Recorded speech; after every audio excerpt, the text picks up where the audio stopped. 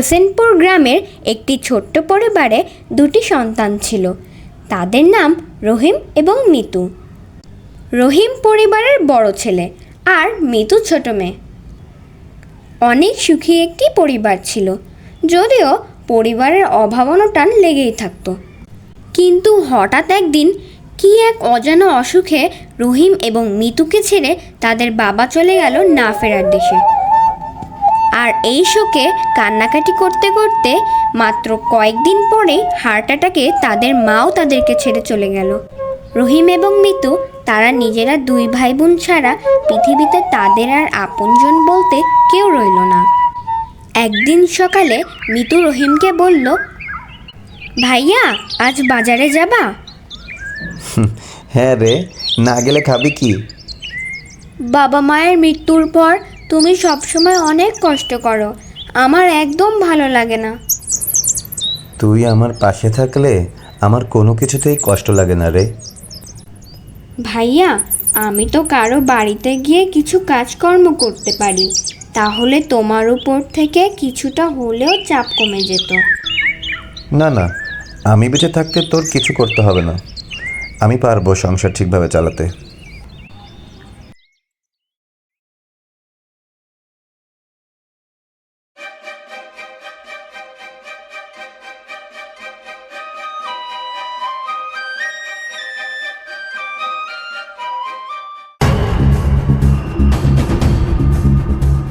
রহিম, তোর বাবা আমার কাছ থেকে 30,000 টাকা ধার নিয়েছিল 2 বছর আগে।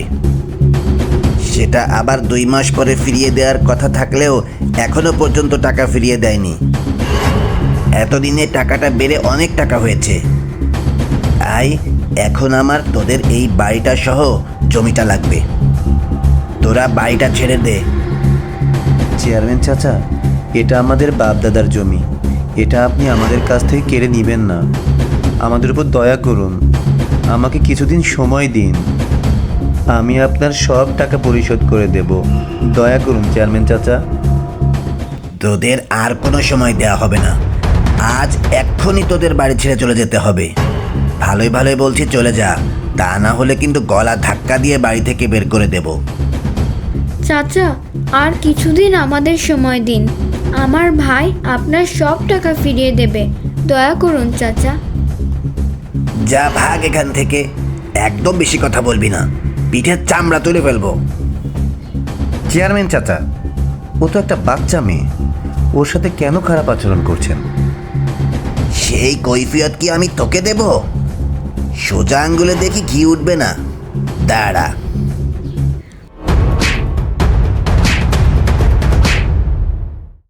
আমার ভাইকে মারবেন না, আপনারা একটু দয়া করুন। আমি এখন চলে যাচ্ছি, আজকে রাতের মধ্যেই বাড়ি ছেড়ে চলে যাবি, তা না হলে আমার চেয়ে আর খারাপ কেউ হবে না, কথাটা মনে রাখিস।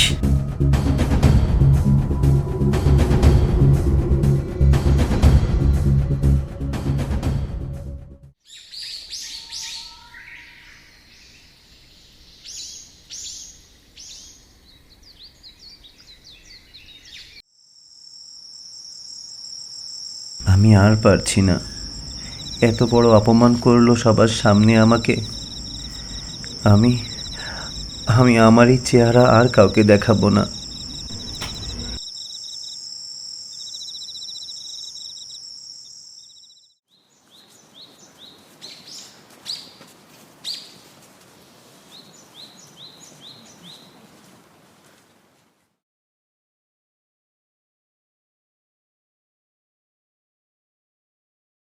এই মিতু দেখ, ওই শ্মশানে কে যেন পড়ে আছে, তাড়াতাড়ি চল আমরাও গিয়ে দেখে আসি কে পড়ে আছে।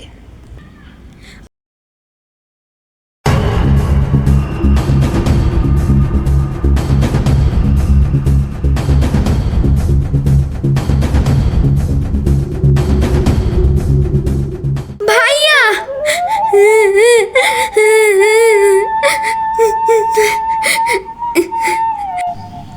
গতকাল চেয়ারম্যান সাহেবের এইভাবে রহিমকে অপমান করা ঠিক হয়নি।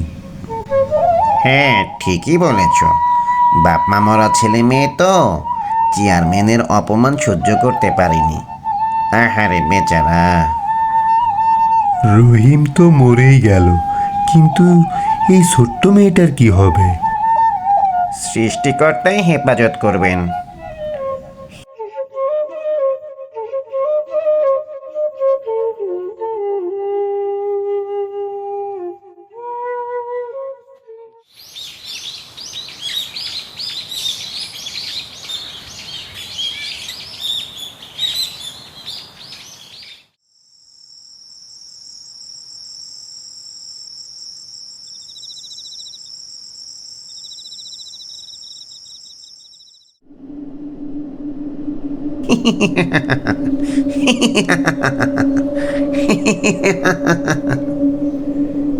এই শব্দটা কিসের?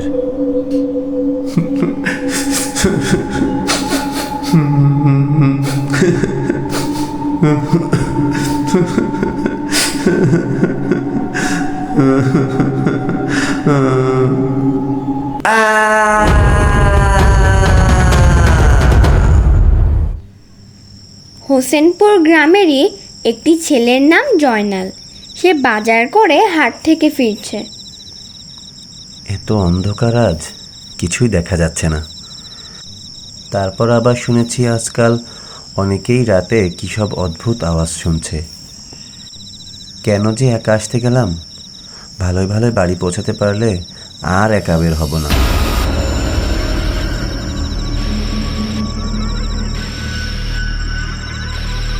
কে কে কে ওখানে?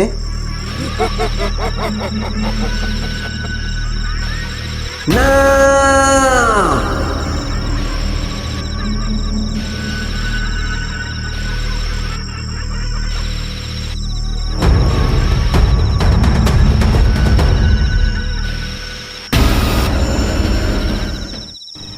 এই রতন, চেয়ারম্যানের খাস লোক।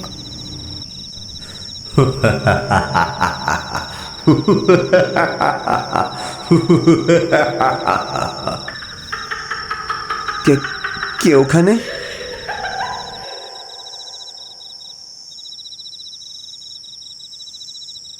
দাঁড়াও।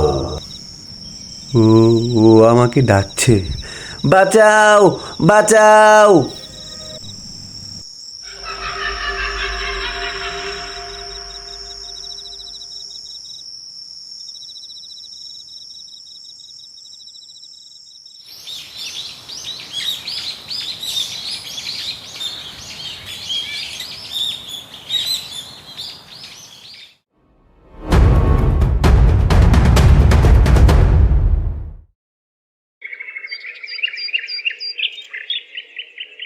চেয়ারম্যান সাহেব, ইদানিং রাতে বাড়ি থেকে কেউ বের হতে পারছে না।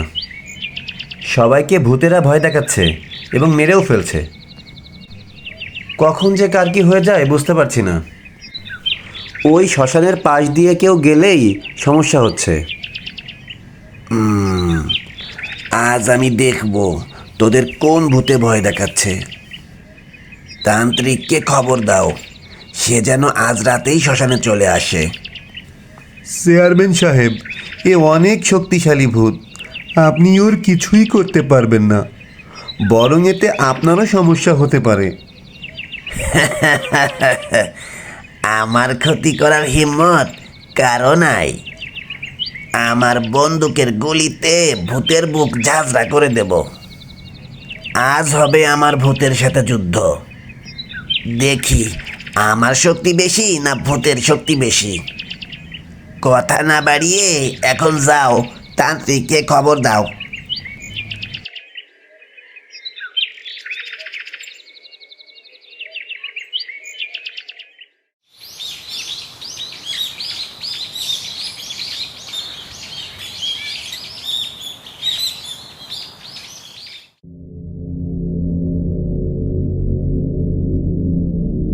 তান্ত্রিক সাহেব, আপনি ওই দুষ্টু ভূতকে হাজির করুন।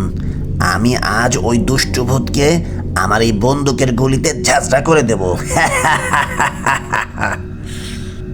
ইরিং বিরিং ছিড়িং ছা, দুষ্টু ভূত হাজির হয়ে যা।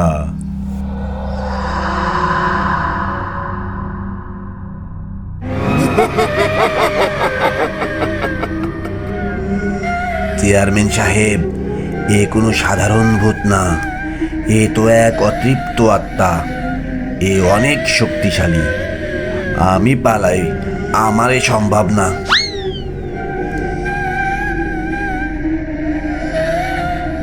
তুই কে রে? আমাদের এলাকায় কেন এসেছিস? এক্ষুনি আমাদের এলাকা ছেড়ে পালা, না হলে আমি তোকে গুলি করে মেরে ফেলবো।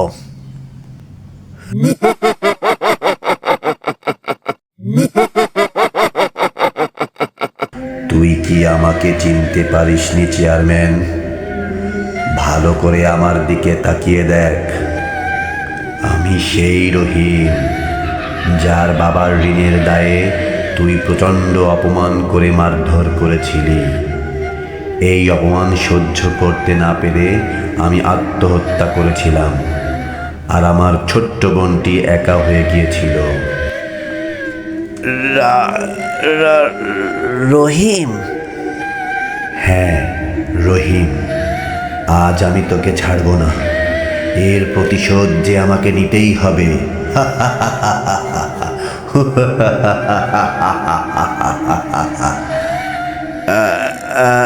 আমাকে মাফ করে দাও। আমি আমার ভুল বুঝতে পেরেছি। আমি আমি তোমার বোনকে সেই জমি আর বাড়ি বুঝিয়ে দেব। আর কখনো এমন ভুল করব না। আমাকে ক্ষমা করে দাও। কাল সকালেই আমার বোনকে বাড়ি ফিরিয়ে দিবি, না হলে কালই হবে তোর জীবনের শেষ দিন।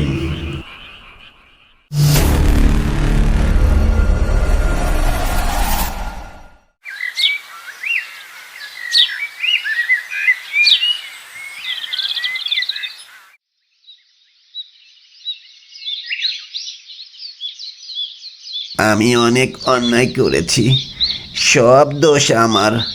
তুই আমাকে ক্ষমা করে দে মা। আজ থেকে এই বাড়ি তোরই। চেয়ারম্যান সাহেব, আমার একটা কথা ছিল, যদি অনুমতি দেন তাহলে বলতে পারি। বলেন মাস্টার সাহেব। বলছিলাম কি, আমি বিয়ে করেছি 12 বছর হয়ে গেল, কিন্তু এখনও বাবা ডাক শুনতে পারিনি। আর পারার সম্ভাবনাও নাই। আর মিতুরও তো এই দুনিয়ায় কেউ নাই। তাই যদি আপনারা সবাই অনুমতি দেন, তাহলে আমি মিতুকে আমার সন্তানের মতো মানুষ করতে পারি। ওর বাড়ি ওরই থাকবে, শুধু ও আমাদের বাড়িতে চলে যাবে, আমার মেয়ে হিসেবে বড় হবে। এ তো খুবই ভালো কথা। কি বলেন আপনারা?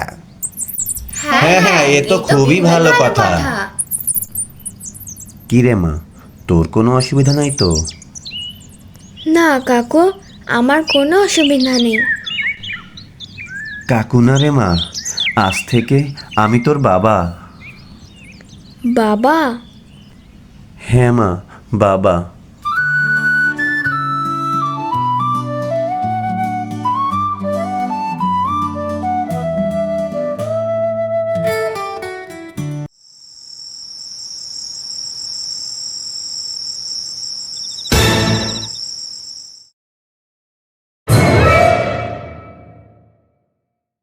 গল্পটা ভালো লাগলে চ্যানেলটা সাবস্ক্রাইব করুন, বেশি বেশি কমেন্ট করুন।